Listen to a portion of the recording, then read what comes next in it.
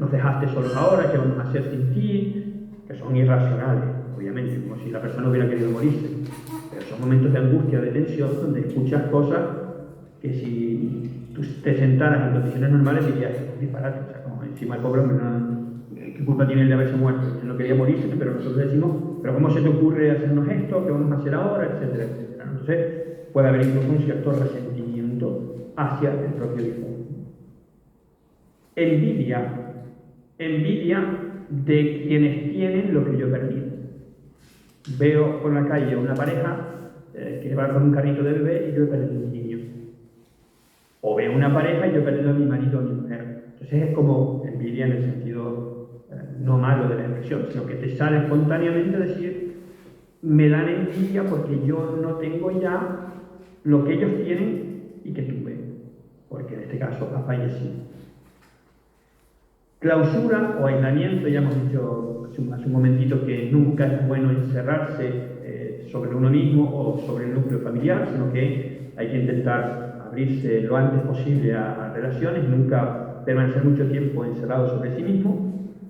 Sensación de no pertenencia, búsqueda de nuevas amistades. Eso tiene que ver un poco con lo anterior. Si yo me encierro, dejo de pertenecer al menos por un tiempo a un grupo en el que yo estaba adherido, adscrito, como queremos llamarlo, ¿no? Entonces, me autoexcluyo yo, por así decirlo, de esos grupos. Entonces estoy como huérfano, también en parte porque yo he decidido. Insisto, eso puede ser normal un par de semanas después de la muerte, pero cuanto antes intentemos retomar nuestra vida social, mejor. Si no, no es un bien para nosotros. Ahí se busque de nuevas amistades. Pues, entre comillas, intentar llenar el hueco que esta persona que ha fallecido ha dejado en nuestra vida. Y por último, elaboración de una nueva identidad.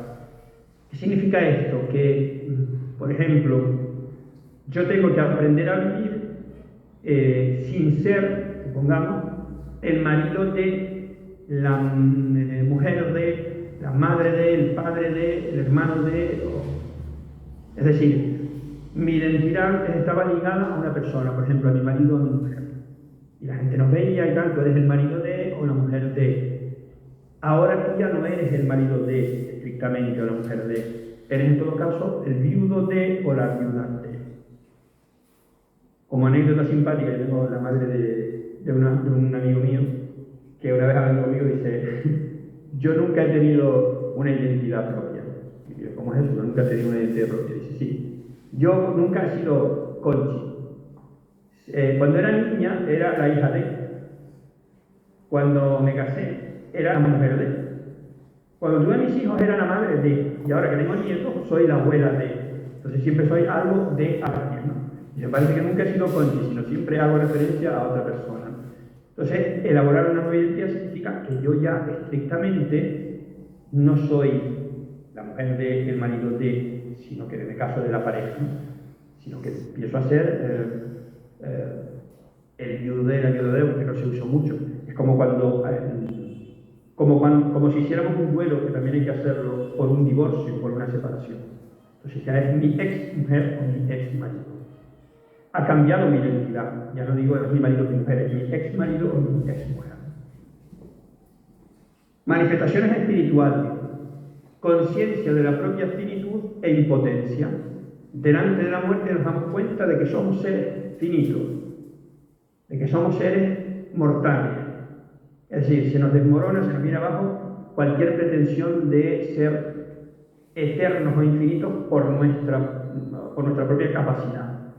Delante de la muerte, hay quien dice que la muerte nos iguala a todos, y es verdad. Los ricos, los pobres, los blancos, los negros, los de aquí, los de allá, la muerte nos iguala a todos. Por tanto, se toma conciencia, obviamente ante la muerte de los demás, de nuestra propia finitud, de nuestra propia impotencia. Caída, como acabo de decir, de la ilusión de inmortalidad. Obviamente siempre se mueren los otros. Yo recuerdo un profesor nuestro que nos daba una asignatura en Roma de pastoral de los moribundos, acompañamiento de los moribundos, y él siempre decía, El moribundo no es otra cosa que uno que se muere antes en el puesto tuyo y antes que tú. Es decir, como diciendo, tranquilo que más pronto o más tarde tú también vas a tener que pasar por eso. Este se ha muerto en lugar tuyo y antes que tú, pero tú también tendrás que pasar por eso. Tomamos conciencia de que nos tendremos que morir, porque claro, como siempre se mueren los otros, en ese momento nosotros hasta retomemos, en cierto modo, una fe que hemos perdido, porque la fe nunca se pierde, pero que sí que estaba como en ceniza o bajo los escombros. Otra manifestación espiritual es la búsqueda del significado en el dolor y en la vida continua. De hecho, necesitamos, por así decirlo, una motivación, un significado, un sentido que nos permita retomar nuestra vida. Porque una vida sin sentido no merece la pena. Y a veces, como decíamos antes, parece que el sentido de mi vida era la persona que ha muerto. Por tanto, si la persona que ha muerto era el sentido de mi vida ya no tiene sentido. Y puede desembocar, como decíamos antes, en intentos de suicidio. Terminamos antes de la pausa con las manifestaciones emotivas, que son muy sencillas también. El shock o el aturdimiento, pánico, incredulidad ante la noticia, en muchos casos inesperada de la muerte, o siempre inesperada, pero en algunos casos esto es más agudo, de la muerte de un ser querido. La rabia, como decíamos antes, cuando hablamos del resentimiento hacia Dios, hacia el médico, hacia el propio difunto. La culpa por no haber cuidado suficientemente a mi familiar, yo me siento culpable. La tristeza, ya lo hemos dicho, por supuesto, es como el sentimiento que prevalece normalmente. La soledad, sobre todo cuando no tienes más familia cercana, por ejemplo, experimentas muy agudamente la soledad. El miedo ante el futuro, la incertidumbre ante el futuro, cómo será, si seré capaz de afrontarlo o no. La angustia, estas dos están relacionadas, la angustia por las preocupaciones que genera el miedo a la incertidumbre, la depresión, la falta, como decíamos antes, de interés y de gusto. Depresivo realmente. Y una que es curiosa. La última manifestación emotiva es una manifestación de alivio. Que parece que esto está fuera de lugar. Ante la muerte de un ser querido, ¿cómo es posible que yo pueda experimentar alivio? Alivio. Pues hay al menos 3 razones fundamentales. Primero,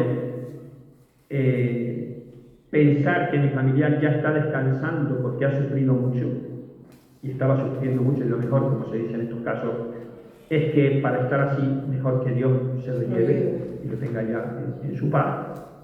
Segundo, alivio porque yo estaba desgastado por todo el cuidado, el acompañamiento de meses o años, y por fin, entre comillas, siempre por fin, la persona ha fallecido, yo respiro de alivio porque descanso, en cierto modo. Y por último, un caso más dramático que por desgracia está desde hace mucho tiempo a la orden del día, que es, por ejemplo, un caso de malos tratos. Si a mí, como siempre son los hombres, si a mí mi marido, mi pareja, me pegaba, yo experimento alivio cuando se muere, lo cual no necesariamente significa que yo esté contenta de que se muera.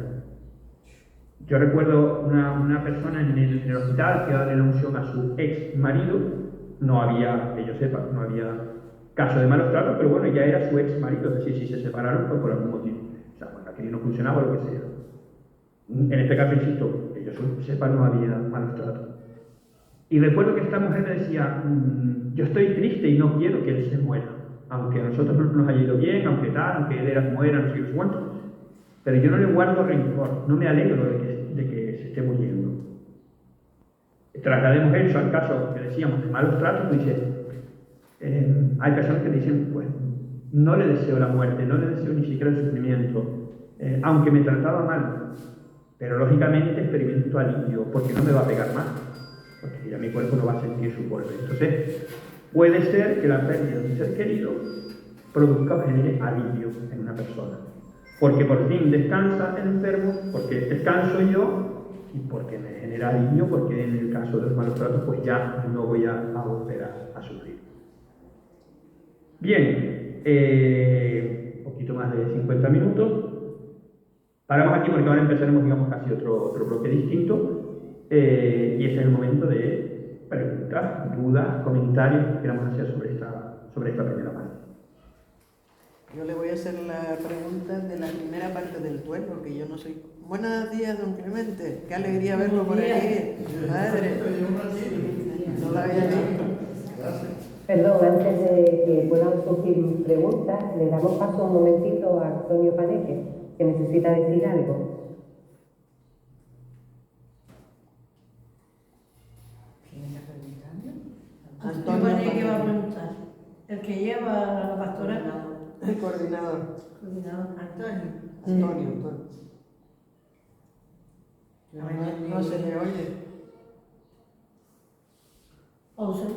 No se le oye.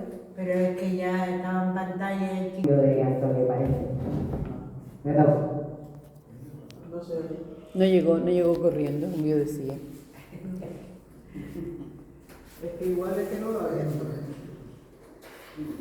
Estaban diciendo antes que la primera parte del duelo si se había dado, si no se había. Yo creo que no. De todas maneras, se lo he mandado a Antonio Paneque para que sea. Bueno, pues entonces son las 11:10, pues a las 11:25, como siempre, después del cafecito de los funcionarios, que a las 11:30, pues... nos tomamos Ole, un café. ole y ole, por los funcionarios.